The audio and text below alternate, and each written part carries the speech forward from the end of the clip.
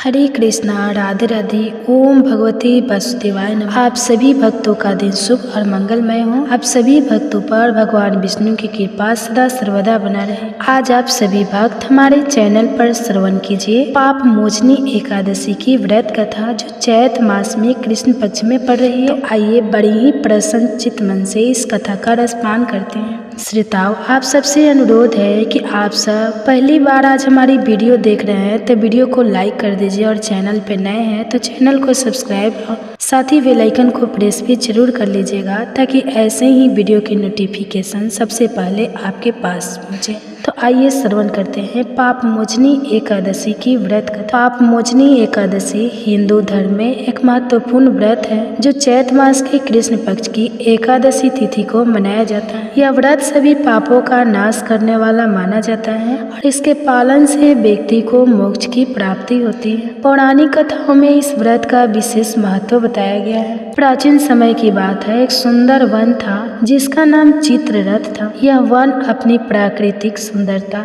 और रमणीयता के लिए प्रसिद्ध था। देवता, गंधर्व, अप्सराएं और ऋषि मुनि यहाँ आकर विहार करते थे। इसी वन में चैवन ऋषि के पुत्र मेधावी ऋषि तपस्या में लीन थे। वे भगवान शिव के परम भक्त थे और कठोर तपस्या कर देवताओं के राजा इंद्र भी अपने गंधर्व और अप्सराओं के साथ इस वन में विहार करते थे। एक दिन इंद्र ने सोचा कि मेधावी ऋषि की तपस्या अत्यंत कठोर हो रही है, और यदि उन्होंने पूर्ण सिद्धि प्राप्त कर ली तो उनका प्रभाव बढ़ जाएगा। इंद्र ने कामदेव को बुलाया और कहा, तुम किसी प्रकार से मेधावी ऋषि की तपस्या भंग करो। कामदेव ने अपनी शक्ति का प्रयोग करते हुए मंजूघोषा नामक अप्सरा को मेधावी ऋषि के पास भेजा। मंजूघोषा अत्यंत सुंदर और मोहक थी, और ऋषि के आश्रम के पास जाकर मधुर संगीत गाने लगी और नृत्य करने लगी। उसकी मधुर वाणी और सुंदर नृत्य से मेधावी ऋषि का ध्यान भंग हो गया।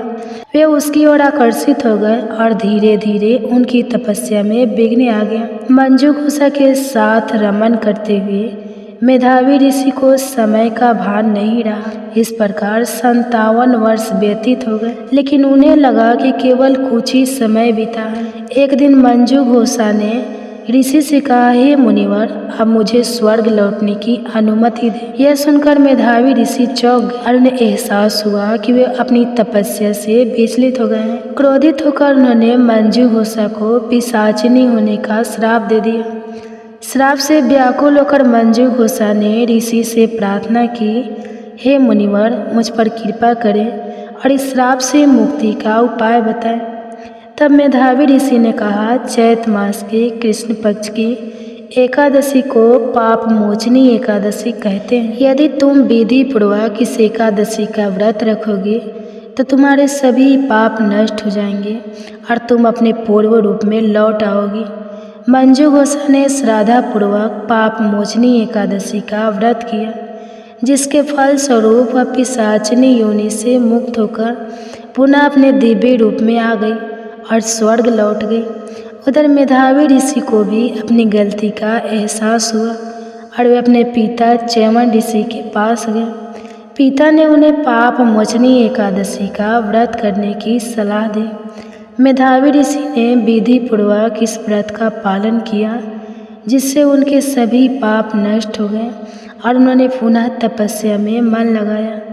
इस व्रत के प्रभाव से व्यक्ति के सभी पाप नष्ट हो जाते हैं। यह व्रत ब्रह्म हत्या, स्वर्ण चोरी, मद्यपान और अन्य महापापों से मुक्ति दिलाने वाला है।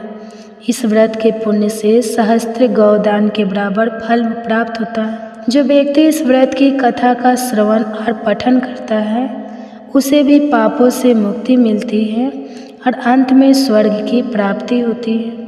व्रत की विधि है, संध्या दशमी तिथि की रात्रि को सात्विक भोजन करें और ब्रह्मचर्य का पालन करें।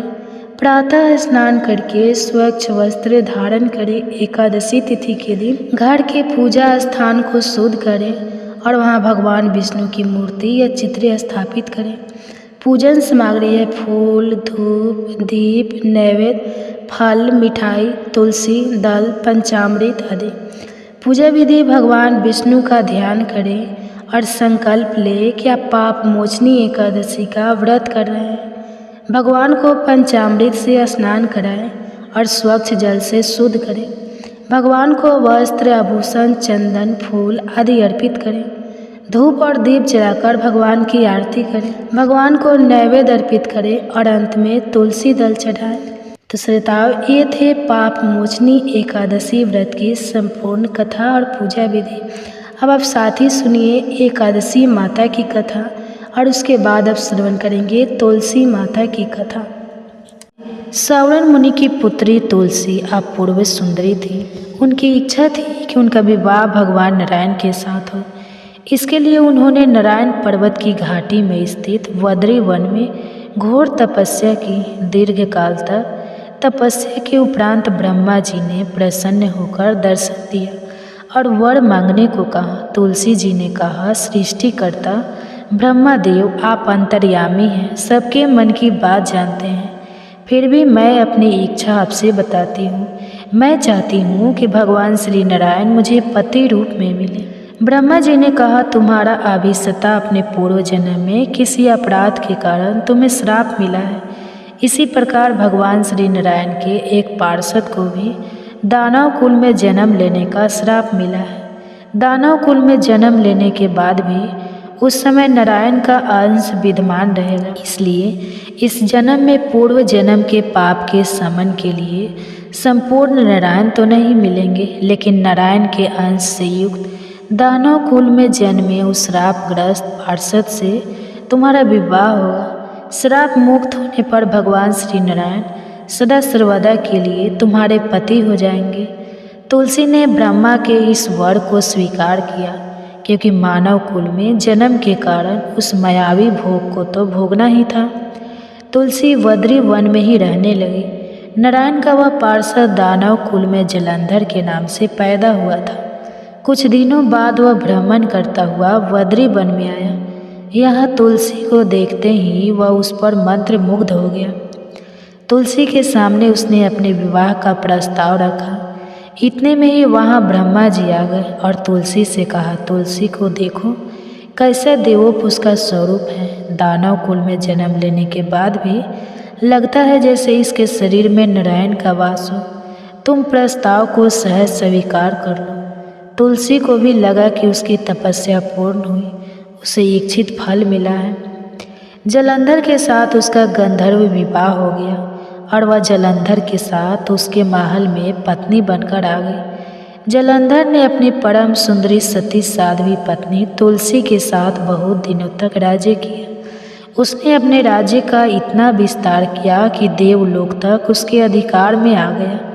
स्वर्ग का सुख भोगने वाले देवताओं की दशा भिखारियों जैसी हो गई। जलंधर किसी को न कष्ट नहीं देता था, पर अधिकार और राज्य छीन जाने से सारे देवताओं मिलकर ब्रह्मा, विष्णु और शिव जी की सभा में गए तथा अपनी विपत्ति सुनाई। ब्रह्मा जी ने कहा, तुलसी परम साध्वी है, उसका विवाह जलंधर से मैंने ही कराया था। जलंधर को तब तक नहीं हराया या मारा जा सकता है जब तक तुलसी को ना छल किया जाए। विष्णु जी ने कहा, जलंधर पूर्व जन्म में मेरा पार्षद था। श्राप के कारण उसे दैत्य कुल में जन्म लेना पड़ा। इस जन्म में मैं भी, मेरा अंश उसमें व्याप्त है। साथ ही तुलसी के पतिव्रत धर्म से वह अजय है। फिर देवताओं की सहमति से भगवान शिव ने जलंधर के पास संदेश भेजा कि या तो वह देवताओं को राज्य लौटा दे या फिर उनसे युद्ध करे। जलंधर शंकर के पास पहुंचा। उसने कहा, देवाधिदेव, आपके लिए देवताओं का पक्ष लेना उचित नहीं है। राज्य बढ़ाना हर राजा का कर्तव्य है। मैं किसी को दुखी नहीं कर रहा हूँ। देवताओं से कहिए कि वे मेरी प्रजा बनकर रहें। मैंने आपका कोई भी अपमान नहीं किया है। हमारा आपका युद्ध शोभा नहीं देता है। अगर आप हार गए तो बड़ी लज्जा की बात होगी। मैं हार गया तो आपकी कीर्ति बहुत अधिक नहीं बढ़ेगी। भगवान शंकर फिर हंसने लगे। वे तो सब रहस्य समझते थे। तुलसी और जलंधर के पूर्व जन्म के श्राप की अवधि लगभग पूरी हो चुकी थी। फिर शंकर जी बोले, इसमें कीर्ति और लज्जा की बात नहीं है। तुम देवों के राज्य लौटाकर उन्हें उनके पद पर प्रतिष्ठित होने दो। युद्ध से बचने का यही एक उपाय है। जलंधर ने कहा, मैंने युद्ध के बल से देवलोक जीता है, कोई उसे युद्ध के द्वारा ही वापस ले सकता है। यह मेरा अंतिम उत्तर है, अब मैं जा रहा हूँ। ऐसा कहकर जलंधर चला गया। उसने अपनी पत्नी तुलसी को सारी बातें बताई और कहा, कर्म भोग सब काल सूत्र में बंधा है। जीवन में हर्ष शोक भय दुख सुख मंगल अमंगल काल के अधीन है। हम तो केवल निमित्त हैं। संभव है भगवान शिव देवों का पक्ष लेकर मुझसे युद्ध करें। तुम चिंता मत करना, तुम्हारा सती तेज मेरी रक्षा करेगा। दूसरे दिन भगवान शंकर के नेतृत्व में देवताओं ने युद्ध छेड़ दिया। जलंधर ने भीषण बाणों की वर्षा कर उनका वेग रोका। उसके प्रहार से देवता डगमगाने लगे। उसने दानवी शक्ति का प्रयोग कर मायावी युद्ध आरंभ किया।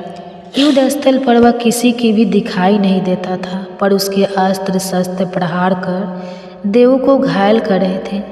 देवगण अपने अस्त्र चलाए तो किस पर चलाए, क्योंकि कोई शत्रु सामने था ही नहीं। कई दिनों तक इस तरह भयंकर युद्ध चला। जलंधर पराजित नहीं हुआ। तब शिव जी ने विष्णु जी से कहा, विष्णु कुछ तो उपाय करो, अन्यथा मेरा तो सारा यश मिट्टी में मिल जाएगा। विष्णु जी ने सोचा, बल से तो जलंधर को हराया नहीं जा सकता, इसलिए छल का सहारा लेना ही पड़ेगा। उन्होंने तुरंत अपना स्वरूप जलंधर जैसा बनाया और अस्त्र शस्त्र से सुसज्जित होकर तुलसी जी के पास पहुँच गए। बोले, प्रिय मैं युद्ध जीत गया। सारे देवता भगवान शंकर समेत हार गए। इस खुशी में आओ मैं तुम्हें अपने अंग से लगा लूं। पति को प्रत्यक्ष खड़ा देख तथा विजय का समाचार सुन वह दौड़कर मायावी जलंधर के गले से लिपट। इस प्रकार पति पत्नी दोनों ने आलिंगन कर खूब खुशी मनाई। पर पुरुष के साथ इस प्रकार के व्यवहार से उसका सती तेज नष्ट हो गया। उसका सारा तेज जो जलंधर की कवच के रूप में रक्षा कर रहा था, कवच नष्ट हो गया। जलंधर शक्तिहीन हो गया। यह जानते ही भगवान शंकर ने अपने त्रिशूल से प्रहार किया। त्रिशूल के लगते ही जलंधर जलकर भस्म हो गया। जलंधर के मरने की बात को जानकर विष्णु अपने असली रूप में आ गए। सामने अपने पति जलंधर के स्थान पर भगवान विष्णु को खड़ा देख तुलसी बहुत दुख हुई। उसे पता लग गया कि स्वयं नारायण ने उसके साथ छल किया है। क्रोध में आकर तुलसी जी ने श्राप दिया, एक सती स्त्री का सतीत्व भंग करने के अपराध में तुम हृदयहीन पत्थर हो जाओ। विष्णु जी ने तुलसी के श्राप को सिरोधार्य कर कहा, देवी तुम्हारे तथा जलंधर के कल्याण के लिए मुझे ऐसा करना पड़ा। तुम दोनों को श्राप मुक्त करना था।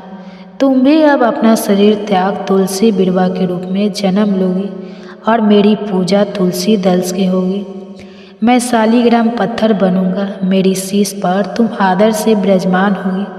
तुम्हारे पति की हड्डियों के चूर्ण से शंख की उत्पत्ति होगी। उस शंख ध्वनि से देवताओं तथा मेरी पूजा आराधना होगी। जहाँ शंख ध्वनि होगी वहाँ मंगल में मैं विराजमान रहूँगा। तुमने पूर्व जन्म में बद्री वन में मुझे पाने के लिए बड़ी तपस्या की थी। अब अगले जन्म में मैं नारायण प्रस्थ के रूप में बद्री वन में स्थापित होऊंगा और मेरी पूजा अर्चना फल फूल से ना होकर तुलसी तुम्हारे दल से होगी। मेरी शीश पर विराजमान होकर तुम मुझसे भी ऊंचा पद प्राप्त करोगी। बोलिए श्री लक्ष्मी नारायण भगवान की जय। बोलिए श्री तुलसी जी शालिग्राम जी की जय। जय जय श्री राधे कृष्ण। अब आइए तुलसी की एक और पौराणिक कथा का श्रवण करते हैं, ननद और भाभी की कथा। बात है, एक परिवार में ननद और भाभी साथ साथ रहा करती थी। ननद का विवाह अभी नहीं हुआ था। वह तुलसी जी के पौधे की बहुत सेवा करती थी। नियम से तुलसी को सींचती और दीपक जलाती थी, लेकिन उसकी भाभी को यह सारी बातें बिल्कुल भी पसंद नहीं थी। जब कभी उसकी भाभी को बहुत ज़्यादा गुस्सा आता तब वह अपनी ननद को ताना देते हुए कहती कि जब तुम्हारा विवाह होगा तो मैं इस तुलसी को ही बारातियों की खाने को दूंगी और तुम्हारे दहेज में भी तुलसी ही दूंगी। तुम्हें और कोई काम धंधा है नहीं, जब देखो तुलसी की ही सेवा करती रहती हो। कुछ समय बीत जाने पर ननद का विवाह तय हो गया। विवाह के दिन भाभी ने अपने कहे अनुसार बारातियों के सामने तुलसी का गमला फोड़ दिया, जिसकी सेवा उसकी ननद किया करती थी, और तुलसी के पत्ते खाने के लिए सभी बारातियों को दे दिए। तुलसी जी की कृपा से वह फूटा हुआ गमला कई सारे स्वादिष्ट पकवानों में बदल गया। भाभी ने गहनों के नाम पर तुलसी की मंजरी से बने हुए गहने अपनी ननद को पहना दिए। तुलसी जी की कृपा से देखते ही देखते तुलसी जी की मंजरी से बने वह गहने भी सुंदर सोने जवाहरात में बदल गए। इतना ही नहीं, भाभी ने मारे क्रोध के वस्त्रों के स्थान पर तुलसी का जनेऊ रख दिया, और वह भी रेशमी और सुंदर वस्त्रों में बदल गया। अब जब ननद अपनी ससुराल में पहुंची तो ससुराल में तो उसके दहेज की बहुत प्रशंसा हुई। यह बात भाभी के कानों तक भी पहुंची। उसे बहुत आश्चर्य हुआ कि उसने सोचा कि उसने तो ननद के गहने, कपड़े और जनेऊ तक तुलसी जी के ही रखे थे और तुलसी जी की मंजरी रखी थी। यह सब जानकर भाभी को बहुत आश्चर्य हुआ। अब उसे तुलसी जी की पूजा का महत्व समझ में आ गया था। उस भाभी की भी एक बेटी थी। वह तब अपनी बेटी से कहने लगी कि बेटी, तुम भी तुलसी जी की सेवा किया करो, तुम्हें भी तुम्हारी बुआ की तरह फल मिलेगा। वह जबरदस्ती अपनी बेटी से तुलसी महारानी की सेवा करने को कहा करती, लेकिन लड़की का मन तो तुलसी की सेवा में लगता ही नहीं था। धीरे धीरे समय बीतता गया और भाभी की लड़की बड़ी हो गई। अब उसके विवाह का समय आ गया। तब भाभी सोचने लगी कि जैसा व्यवहार मैंने अपनी ननद के साथ किया था, वैसा ही व्यवहार अब मैं अपनी बेटी के साथ भी करूँगी, तो यह भी गहनों से लद जाएगी और बारातियों को भी खाने में तरह तरह के पकवान मिलेंगे। भाभी मन ही मन सोचने लगी कि ससुराल में भी मेरी बेटी को बहुत मान सम्मान मिलेगा। यही सोचकर भाभी बारातियों के सामने तुलसी का गमला फोड़ देती है, लेकिन इस बार गमले की मिट्टी मिट्टी ही रहती है। मंजरी और पत्ते भी अपने ही रूप में रहते हैं। जनेऊ भी अपना रूप नहीं बदला। जब भाभी ने सभी बारातियों को खाने में तुलसी के पत्ते दिए तो ये देखकर सभी लोग और बारात भी भाभी की बुराई करने लगे। भाभी ने लालच में आकर अपनी बेटी के दहेज में भी तुलसी के पत्ते और मंजरी आदि रख दिए थे। जब बेटी अपने ससुराल पहुंची तो वहां पर भी उसकी बुराई ही हुई। भाभी गुस्से के कारण कभी भी अपनी ननद को नहीं बुलाती थी। एक दिन भाई ने सोचा कि मेरी पत्नी तो मेरी बहन को बुलाती नहीं है, क्यों ना मैं ही अपनी बहन से मिलकर आऊँ। यह सोचकर उसने अपनी पत्नी से कहा और कुछ उपहार अपनी बहन के लिए ले जाने की बात कही। तो भाभी ने थैले में ज्वार भरकर कह दिया कि यह लो और कुछ नहीं है, तुम यही लेकर जाओ। तब भाई बहुत दुखी मन से अपनी बहन के पास चल दिया। रास्ते में वह सोचता रहा कि कोई भला भाई अपनी बहन के घर ज्वार कैसे ले जा सकता है। यही सोचकर वह गौशाला के पास रुक गया और ज्वार का वह थैला उसने गाय के सामने पलट दिया। तभी एक ग्वाले ने यह सब देख लिया। तब उस ग्वाले ने आकर उसके भाई से कहा कि अरे, आप गाय के सामने यह हीरे मोती और सोना क्यों डाल रहे हो, इसे तो घास डालनी होती है। तब भाई ने मुड़कर देखा तो वह हैरान रह गया। फिर भाई ने ग्वाले की सारी बात बताई और धन लेकर खुशी खुशी अपनी बहन के घर चल दिया। दोनों भाई बहन एक दूसरे को देखकर बहुत प्रसन्न हो। तब बहन ने तुलसी माता से सच्चे मन से प्रार्थना की कि उसकी भाभी को सद्बुद्धि प्राप्त हो जाए और तुलसी माता की कृपा से उनके घर में सुख, समृद्धि और धन के भंडार भर जाए। तब कुछ दिनों के बाद देखते ही देखते भाभी का मन बदल गया और वह अपनी ननद को बहुत सम्मान देने लगी और वह भी सच्चे मन से तुलसी जी की सेवा करने लगी। तुलसी माता की कृपा से उनके घर में सुख, समृद्धि के भंडार भर गए।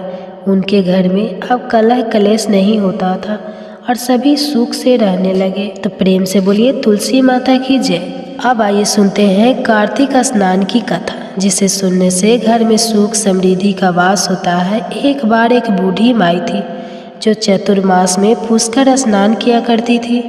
उनका एक बेटा और बहू थी। एक दिन बूढ़ी माई ने अपनी बहू को फलाहार बनाने को कहा तो बहू ने खाली टिफिन ही रख दिया। बेटा माँ को पहचानने के लिए पुष्कर गया तो रास्ते में एक जगह पर बेटा माँ से बोला, माँ फलाहार कर लो। जहाँ पानी मिला वहीं पर वह बूढ़ी माई अपने बेटे के साथ फलाहार करने बैठ गई। तो भगवान की कृपा से खाली टिफिन फलों से भर गया। माँ ने फलाहार कर लिया और बेटा पुष्कर में माँ के रहने के लिए झोपड़ी बनाकर वापस घर आ गया।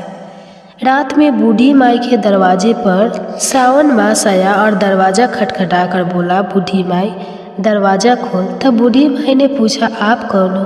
तो उसने बोला कि श्रावण मास ने कहा मैं श्रावण मास हूँ।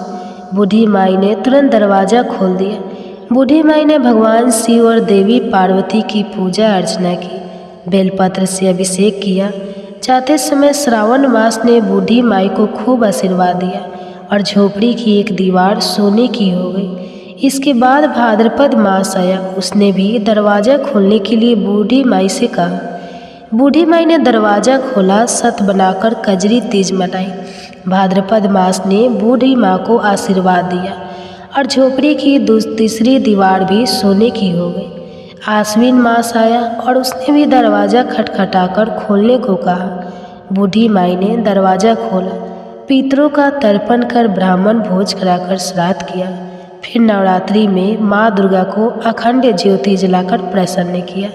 सत्य की विजय दिवस के रूप में और बुराई के अंत की खुशी में दशहरा मनाया। आश्विन मास नेते समय प्रसन्न होकर बूढ़ी माई की झोपड़ी की तीसरी दीवार भी बहुमूल्य हीरे रत्नों से जड़ दी और बूढ़ी माई को सदैव प्रसन्न रहने का आशीर्वाद दिया।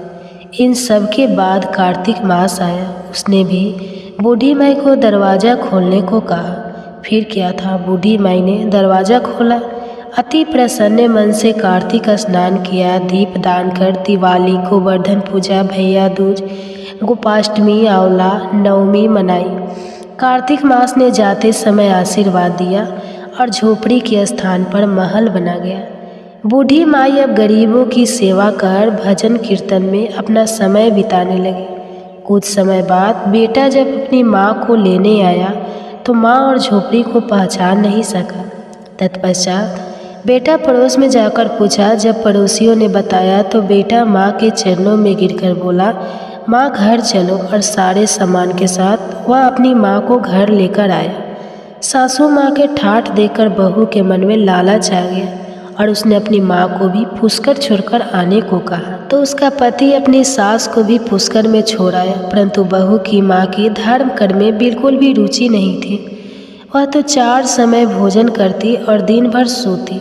चारों मास उसके दरवाजे पर भी उसी तरह है जैसे बूढ़ी माई के दरवाजे पर आए और चले गए। जाते समय झोपड़ी जो भी थी वह भी गिर गई और बूढ़ी की माँ पुण्य मिलने के बजाय गधी की योनि में चली गई, क्योंकि स्त्री लक्ष्मी जी का रूप है और लक्ष्मी जी की तरह चंचल होना चाहिए, निश्चल होना चाहिए। भगवान की पूजा और अतिथि का सम्मान तथा दान पुण्य करना चाहिए। कुछ समय बाद बहू ने अपने पति से कहा कि जाओ और माँ को ले आओ।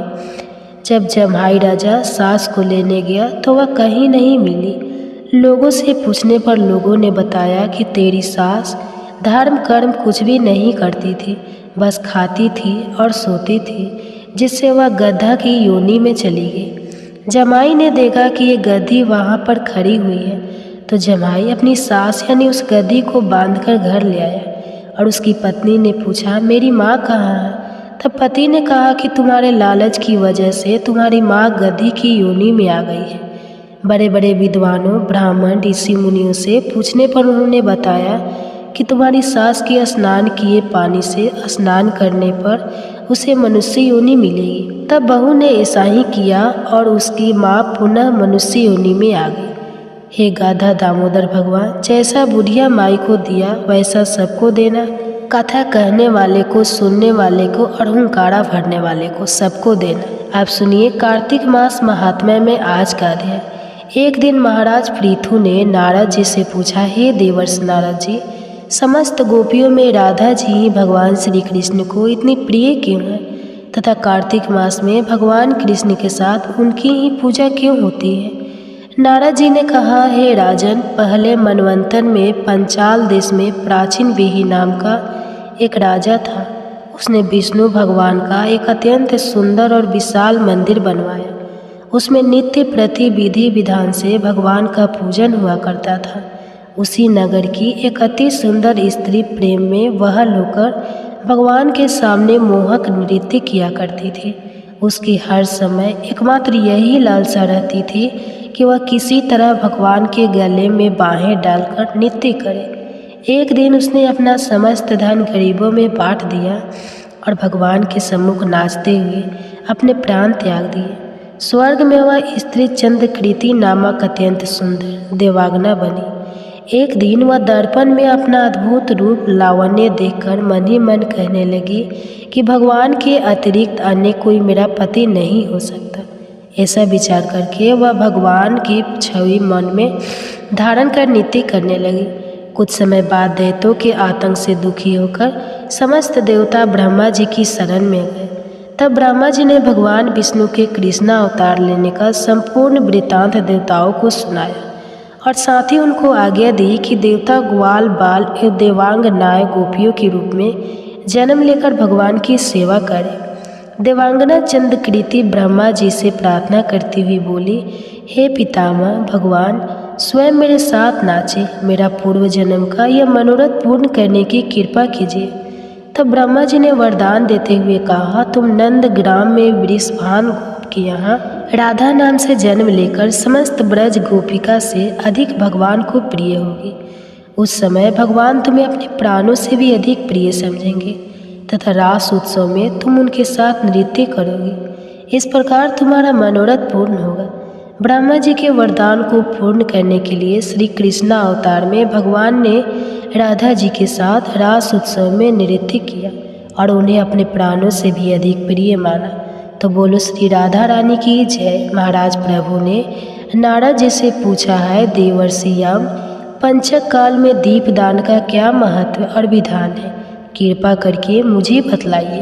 तब नारद जी ने कहा, हे राजन, कार्तिक मास के कृष्ण पक्ष की त्रयोदशी से शुक्ल पक्ष की द्वितीया तक के 5 दिन यम पंचक कहलाते हैं। इन दिनों में धनतेरस की रात्रि को यमराज के निमित्त दीपक जलाने से यमराज प्रसन्न होते हैं और अकाल मृत्यु आदि नहीं होती। इसके अगले दिन कार्तिक कृष्ण चतुर्दशी को नरक चतुर्दशी भी कहते हैं। इस दिन तिल का तेल, अपमार्ग तथा दुर्वा आदि लगाकर स्नान करना चाहिए। स्नान के बाद दक्षिण की ओर मुख करके अपस्वयं होकर जल में तिल मिलावे और 3 दिन अंजलि से यमक, धर्मराजा, मृत्युए, अंतकाय, कलाय, सर्वभूतका, आयुधुए, दनाय, परमेश्वर, मृत्युका, चिंता, चित्रगुप्ता है, इन नामों से यमराज को तर्पण करें। फिर स्वयंकाल ब्रह्मा, विष्णु, शिव तथा दुर्गा के मंदिरों में तथा वृक्ष, सभा, गौशाला, बगीचा, नदी, तालाब, कुआं, बावड़ी, गली, चौड़ा, खेत, सम्मान आदि में दीपक जलाते और रात्रि को श्री लक्ष्मी जी की पूजा करें। यदि शास्त्र में किसी भी मृत्यु हो गई हो तो उसके निमित्त भी चतुर्दशी को दीप दान करना चाहिए। इससे अक्षय पुण्य फल प्राप्त होता है। इसके बाद कन्या, ब्रह्मचारी तथा तपस्वी जी है कौर की अमावस्या अर्थात दीपावली के दिन भी स्नान आदि से निर्वृत्त होकर पितरों का पूजन और श्राद्ध करके ब्राह्मणों को भोजन करावे। फिर स्वयंकाल घर, तुलसी के समीप, देवस्थान, शमशान, नदी, पर्वत, चौरस्ता तथा गौशाला में दीपक जलावे। तत्पश्चात लक्ष्मी जी की स्तुति करके उनको जगावे। जिस प्रकार पतिव्रता स्त्री अपने पति से पहले जागती है, उसी प्रकार लक्ष्मी जी भी भगवान से 12 दिन पहले जागती है। अमावस्या को दिन में बालक, वृद्ध तथा रोगियों को छोड़कर अन्य कोई भोजन ना करे। स्वयंकाल लक्ष्मी जी का पूजन करने के बाद ही भोजन करे। घर को फूल माला आदि से संजोए। सारे घर में दीप माला करे। घर के सभी स्त्री पुरुष नवीन वस्त्र धारण करे और समस्त रात्रि लक्ष्मी जी के समक्ष नृत्य, गीत आदि करके हर्षोल्लास के व्यतीत करे। घर में समस्त रात्रि दीपक जलाना चाहिए। उस रात्रि को लक्ष्मी जी सब घरों में घूमती है और जो घर अधिक सुंदर तथा रमणीक होता है उसमें दीर्घ काल तक निवास करती है। एक प्रहर रात्रि शेष रहने पर दरिद्री अर्थात घर का कूड़ा करकट, सूप या पुराने पंखे पड़क कर बाहर फेंक देना चाहिए। ऐसा करने से वह घर धन धान्य से परिपूर्ण रहता है। दीपावली के अगले दिन गोवर्धन का गोवर्धन बनाकर बंधु बांधव सहित गोवर्धन पूजन करें तथा ब्राह्मण को भोजन करावे। स्वयं भी नवीन अन्न का भोजन करे। भगवान श्री कृष्ण ने इंद्र का मान मर्दन करके गोवर्धन पर्वत की पूजा इसी दिन की थी।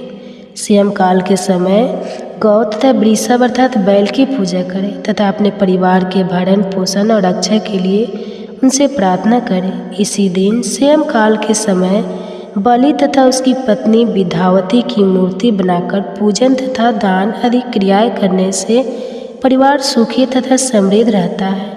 इसके आगे का वृत्तांत आप सभी आने वाले अध्याय में सुनिए। जय श्री कृष्णा, राधे राधे। अगर वीडियो पसंद आई तो हमारे चैनल को सब्सक्राइब करें। धन्यवाद।